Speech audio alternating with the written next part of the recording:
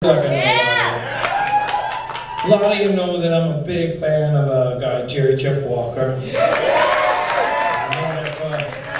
Mr. Bojangles, Piston in the Wind, lots of sensitive shit like that. I always looked up to him and tried to pattern.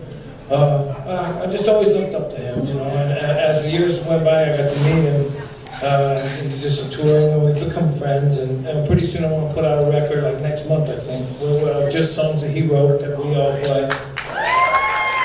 And about a month ago, I got to go to Santa Fe. We went to Santa Fe just to spend a little time bouncing around. He wanted me to see it. He said it was one of the towns he liked when he was my age. And so we went up there, and we closed this old bar about 3 in the morning. We started walking back to our hotel. And I swear to you, as God is my witness, there was nobody left on the street but me and him. And but as we were about to turn this corner towards our hotel, I swear you could hear it. As we turned the corner, we could see there was this one old guy left out on the street busking for nobody, really. He had a banjo and a harmonica, and he was playing Mr. Bojangles.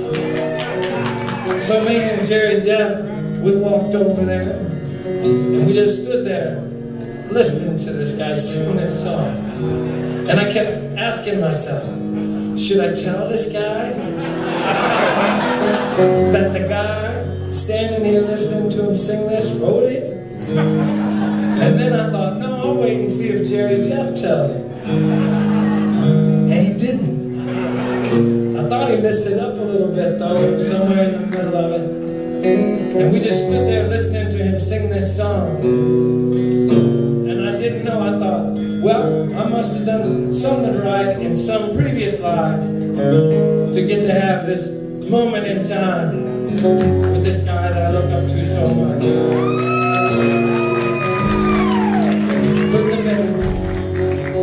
Couldn't have been nothing I did in this life, I'll tell you that.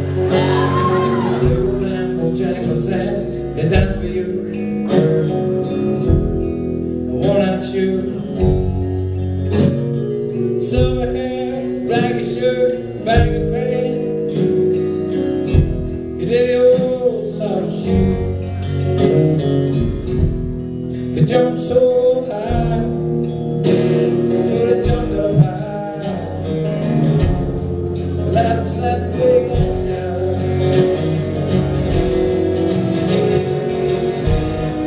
Mr. Bojangles, oh now Mr. Bojangles, oh now Mr. Bojangles, oh damn. And that's for those minstrel shows and county fair.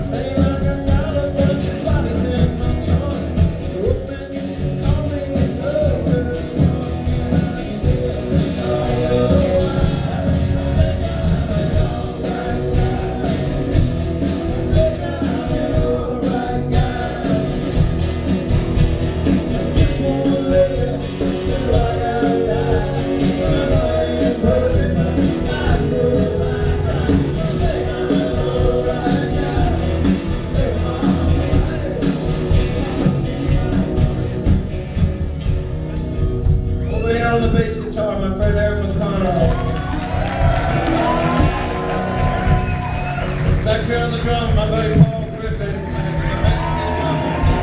Looking hard for you. And my buddy Chad Bailey back there on the pyre.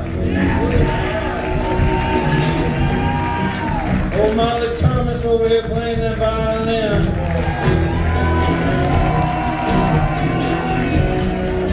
I was just singing that song about Jerry Jeff Walker. Made me think of the days I lived in Austin. I was living with this girl named Paige. She gave up on the whole folk singer idea.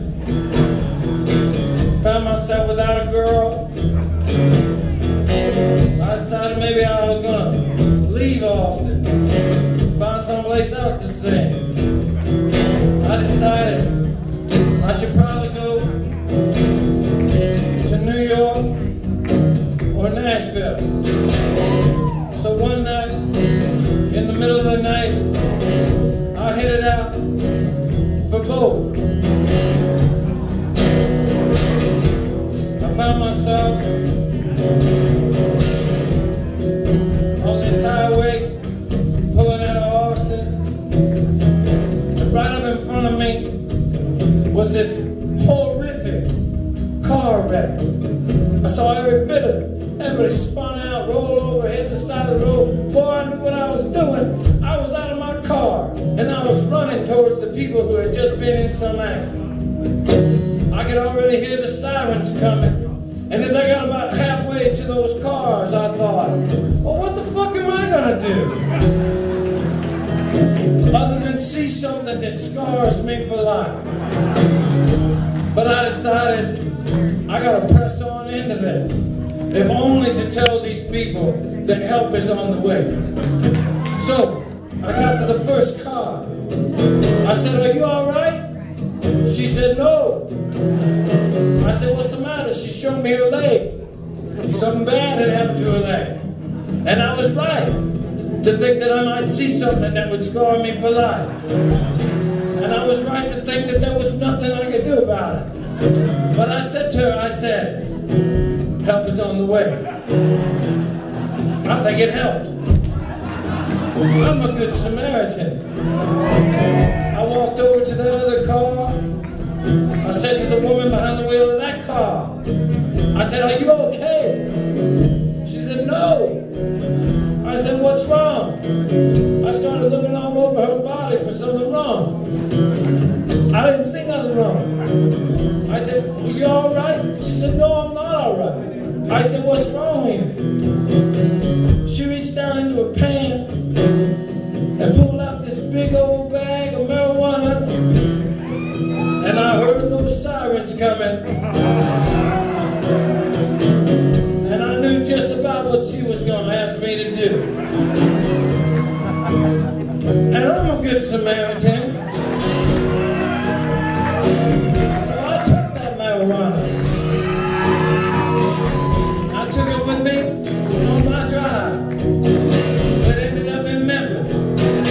I always thought that was the city of Austin's way of wishing me well, wherever I was headed. And I feel like tonight, y'all have made me feel well-wished.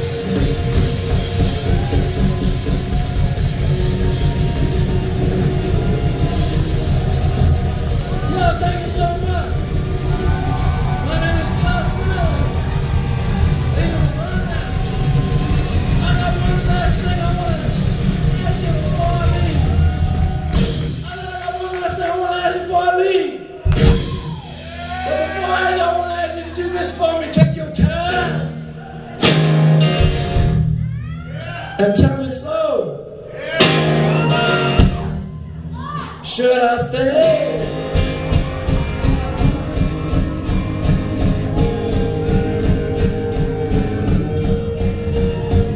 We both know you thought you knew what I was just about to say.